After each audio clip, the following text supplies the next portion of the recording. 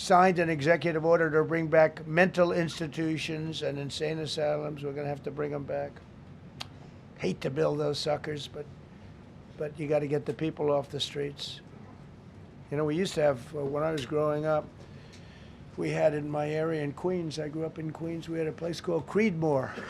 Creedmoor, did anybody know that? Creedmoor. It was a big, I said, Mom, why are those bars on the building? I used to play Little League Baseball there, a place called Cunningham Park.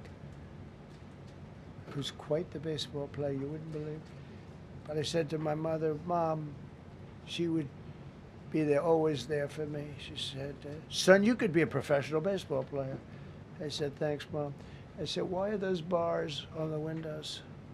Big building, big, powerful building. It loomed over the park, actually. She said, well, people that are very sick are in that building. I said, boy, I used to always look at that building and I'd see this big building, big tall building. It loomed over the park. It was sort of, now that I think, it was a pretty unfriendly sight.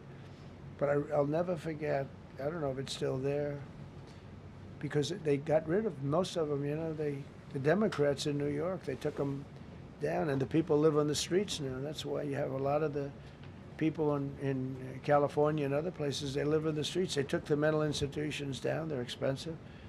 But I'd say, why does that building have those bars? Boy, it wasn't normal. You know, you're used to looking at like a window. But this one, you look at it, all this steel, vicious steel, tiny windows, bars all over the place.